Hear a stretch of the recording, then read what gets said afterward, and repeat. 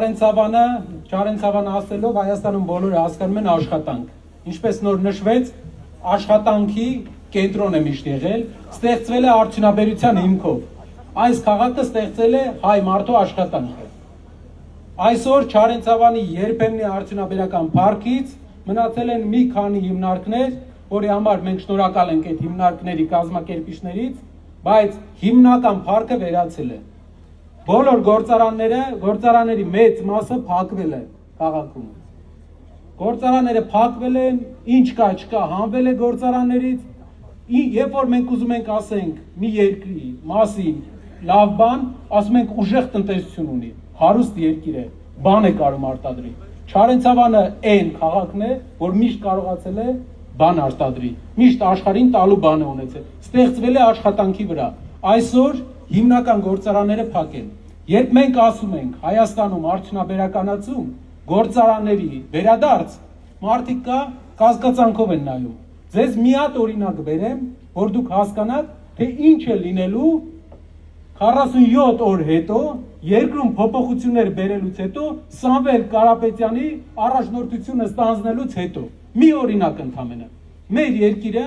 տարին ներմուծում է օտար երկրներից, գումար է ուղարկում օտար երկրների, տարեկան 60 միլիոն դոլարի 15,000 տոննա ցինկապատ ապրանք, մետաղ, 60 միլիոն դոլարի։ Իսկ գիտեք ինչ է արտանում մեր երկիրը։ Տարեկան 20 միլիոնի հում ցինկ։ Ցինկը արտանում ենք, վերամշակում եմ, հետ են բերում 2-3 անգամ թանկ մեզ են վաճառում։ Ինչն է խնդիրը, որ դա մեր երկրում չենք անում։ Ինչն է խնդիրը, որ այստեղ չենք անում այս քաղաքում։ Մի բանը, առաջնորդը։ Այո։ Առաջնորդը, որ կազմակերպի դա։ Հավլավոր, հազարավոր աշխատատեղեր։ Երբ ասում են, որ ոնց եք ստեղծելու այդ աշխատատեղերը, հենց այսպես ենք ստեղծելու։ Երկիրը չի ներմուծելու, ինքն է արտադրելու, որովհետև ով եթե ոչ դուք գիտեք ինչ է արտադրությունը։ Մյուս բաներից ասեմ, երբ որ հարցնում են, ասում են ինչ է լինելու Հայաստանում, որն է լինելու մեր երկրի բարքերը, Սամվել Կարապետյանի առաջնորդությունը ստանձնելուց հետո։ Մի բան, մարդասիրություն։ Մենք այսօր տեսնում ենք, որ իշխանությունները սպասում են մարդուց մի ուրիշ կարծիք, մի թեթև սխալ, որ մարդու վրա քրեական գործ բացի, մարդուն անվանարկի, ատելության մթնոլորտ է մեր հայրենիքում։ Մարդասիրությունը իրար հանդեպ հարգանքն է, որը մեր ազգին հատուկ է։ Մարդասիրությունն է լինելու, իրար հարգելու, բոլորից իրավական ու նաև հասարակական իրավունքն է լինելու Հայաստանի ապագա բարքը։ Թեթև թերությունը մեղք չի, թեթև թերությունը հանցանք չի։ Մենք պետք է սովորենք,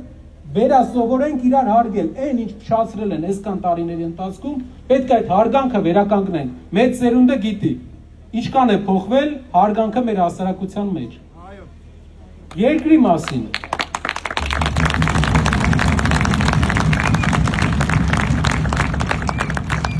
Իշխանությունը ասում է խաղաղություն են բերել եւ շատ մարդկանց բոլորս էլ ուզում են խաղաղություն։ Շատ մարդկանց դա հույս է տալիս։ Եկեք մի հատ բան կարդամ, մի հատ մարդու խոսքեր են, ում այս իշխանությունը համարում է Հայաստանի անվտանգության երաշխավոր։ Կարդում եմ. Ես սա արդեն որոշ ժամանակ առաջ ասել եմ, մենք պետք է վերադառնանք մեր պատմական հողեր, ոչ թե տանկերով, այլ ավտոմեքենաներով, եւ դա իրականացնելու համար հիմնական պատասխանատվությունը դրված է պետության վրա։ Սա ասում է մարդ, ում այսօրվա իշխանությունը համարում է Հայաստանի անվտանգության երաշխավոր։ Գիտեք ով է ասում սա։ Իլհամ Ալիևը։ Ես սա մենք պետք է վերադառնանք մեր պատմական հողեր, ասում է, ոչ թե տանկերով, այլ ավտոմեքենաներով, եւ դա իրականացնելու համար պատասխանատվությունը դրված է պետության վրա, ինչպես նաեւ հասարակական կազմակերպությունների, ադրբեջանցի գիտնականների վրա։ Ես գիտեմ, որ եւ հետեւում եմ, որ այս ուղղությամբ ստեղծվել են բազմաթիվ գիտական աշխատություններ։ Ղարաբաղում հիմա խաղաղություն է, ժողովուրդ, բայց հայ չկա։ Մեզ ասում են խաղաղություն ու ասում են երաշխավոր այս մարդն է։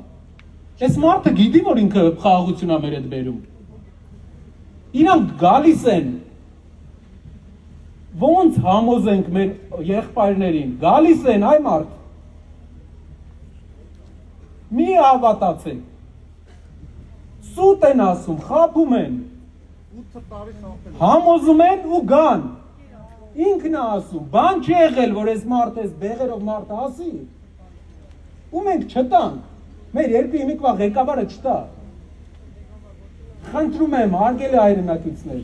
լուրջ վերաբերվենք մեր ընդհանուր հայրենիքին, իրանք գալու են, իրանք հրահրելու են բախումներ, ու դա հիմք է լինելու, որ իրանք մտնեն մեր երկիր, ներքին կյանք, ինչու մի անգամ մեր երկրի ղեկավարությունը վերջնականապես այս հարցը չի լուծում, որտեղ գիտի, որ ինչպես տվել է ամեն ինչ, ինչպես տվել է Սյունիքում ճանապարհ, ինչպես տվել է մեր հայրենիքի 30%-ը, վաղ թե ուշ էս էլ է տալու։ Չի կարող։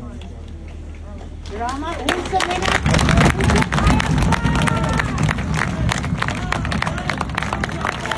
Սամվել, Վարչապետ, Սամվել, Վարչապետ, Սամվել, Վարչապետ, Սամվել, Վարչապետ, Սամվել, Վարչապետ, Սամվել, Վարչապետ։ Երբ մենք ասում ենք ուժեղ երկիր պետք է ունենանք, մենք դա չենք ասում նրա համար, որ լավ կենացա դա։ Մենք այլ ընտրանք չունենք։ Մենք կամ ուժեղ երկիր ենք ունենում, կամը չենք նայում յուս։ Ու վաղ թե ուշ ունենալու ենք այդ ուժեղ երկիրը։ Ու ուժեղ երկիրը կկառուցի այն մարդը, ով ամենամեծ փորձ ունի։ Երեք վարչապետը ելել է ասում է կալուգացի օլիգարխ։ Լսի։ Կուսակցության անունը, մարդը իր ընկերության անունը աշխարհի բոլոր ծայրերում, տարե հայկական իր քաղաքի անունն է դրել։ Դու բերել աշխարհի յուրաքանչյուր ծայրում, 4 ծայրերում իր անկերությունը հայկական քաղաքի անունով է։ Իր ազգանունը, իր հայկական ազգանունը, բոլոր տեղերը անկերությունում բոլորը հայեր են աշխատում։ Դու բերել Սահմանադրություն ես փոխում ուրիշի զակազով։ Մարդը ճնշումների տակ աշխարհի բոլոր երկրներում իր ինքը պահել է, իր ազգի անունը պահել է, եկեղեցիներ է սարքել հայկական։ Դու ինչ ես արել, որ ասում ես կալուգացի օլիգարխ։ Սախել է պետք։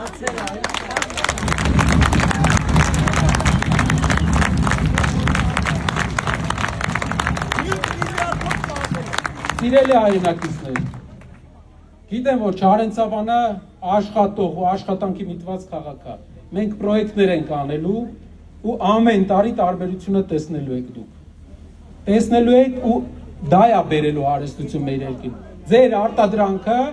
հզորացնելու է Հայաստանը։ Ու սա բոլորս անելու ենք։ Բոլորս իրար հետ։ Շնորհակալ եմ։